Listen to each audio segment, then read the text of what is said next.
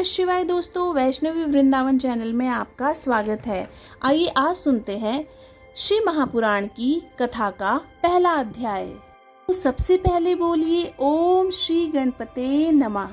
पहला अध्याय। शौनक जी के साधन विषयक प्रश्न करने पर सूत जी का उन्हें शिव पुराण की उत्कृष्ट महिमा सुनाना। श्री शौनक जी ने पूछा, महाज्ञानी सूत जी, आप संपूर्ण सिद्धांतों के ज्ञाता हैं। प्रभो, मुझसे पुराणों की कथाओं के सार तत्व का विशेष रूप से वर्णन कीजिए। ज्ञान और वैराग्य सहित भक्ति से प्राप्त होने वाले विवेक की वृद्धि कैसे होती है तथा साधु पुरुष किस प्रकार अपने काम, क्रोध आदि मानसिक विकारों का निवारण करते हैं।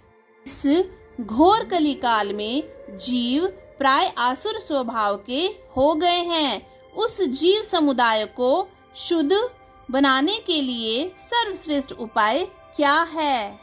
आप इस समय मुझे ऐसा कोई शाश्वत साधन बताएं जो कल्याणकारी वस्तुओं में भी सबसे उत्कृष्ट एवं परम मंगलकारी हो तथा पवित्र करने वाले उपायों में भी सर्वोत्तम पवित्र कारक उपाय हो।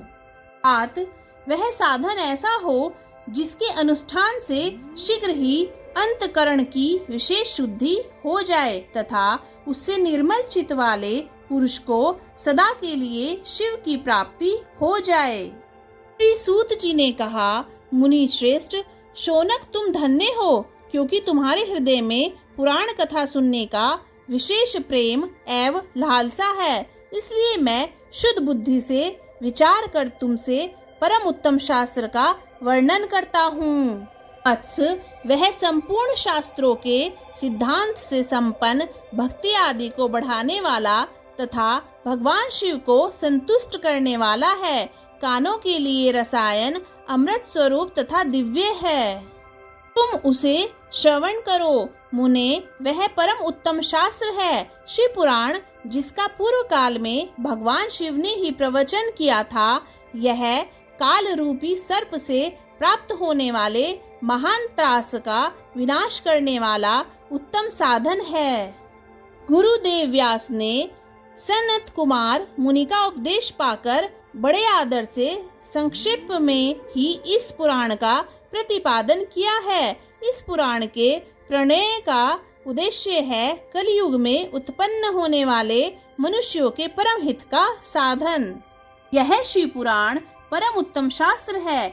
इसे इस भूतल पर भगवान शिव का वाङ्मय स्वरूप समझना चाहिए और सब प्रकार से इसका सेवन करना चाहिए। इसका पठन और श्रवण सर्व साधन रूप है। इससे शिव भक्ति पाकर श्रेष्ठतम स्थिति में पहुंचा हुआ मनुष्य शीघ्र ही शिव पद को प्राप्त कर लेता है। इसलिए संपूर्ण यत्न करके मनुष्य ने इस पुराण को पढ़ने की इच्छा की है अथवा इसके अध्ययन को अभिष्ट साधन माना है। इसी तरह इसका प्रेम पूर्वक श्रवण भी संपूर्ण मनोवांछित फलों को देने वाला है। भगवान शिव के इस पुराण को सुनने से मनुष्य सब पापों से मुक्त हो जाता है तथा इस जीवन में बड़े बड़े उत्कृष्ट भोगों का उपभोग करके अंत में शिवलोक को प्राप्त कर लेता है। यह शिव पुराण नामक ग्रंथ 24,000 श्लोकों से युक्त है। इसकी 7 संहिताएं हैं। मनुष्य को चाहिए कि वह भक्ति, ज्ञान और वैराग्य से संपन्न हो बड़े आदर से इसका श्रवण करे।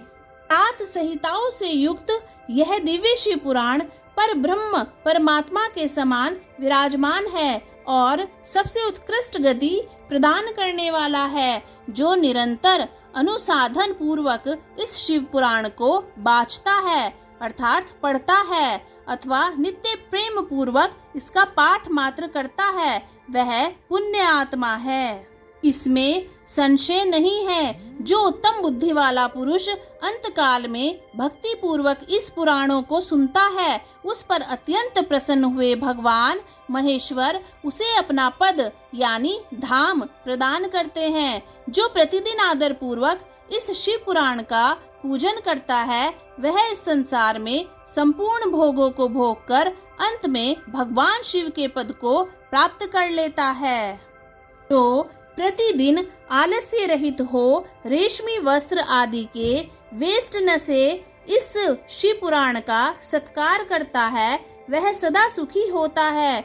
यह शिव पुराण निर्मल तथा भगवान शिव का सर्वस्व है। जो इस लोक और परलोक में भी सुख चाहता हो, उसे आदर के साथ प्रयत्न पूर्वक इसका सेवन करना चाहिए।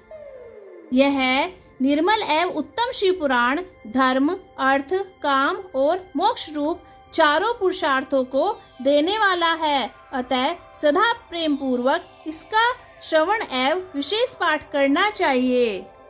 दोस्तों, यह था महाशिव पुराण का पहला अध्याय। सावन महीने में महाशिव पुराण सुनने का कई गुना फल प्राप्त होता है। अगर आप आगे के अध्याय भी सुनना चाहते हैं तो चैनल को सब्सक्राइब कीजिए और कमेंट बॉक्स में ओम नमः शिवाय जरूर लिखिए। ओम नमः शिवाय।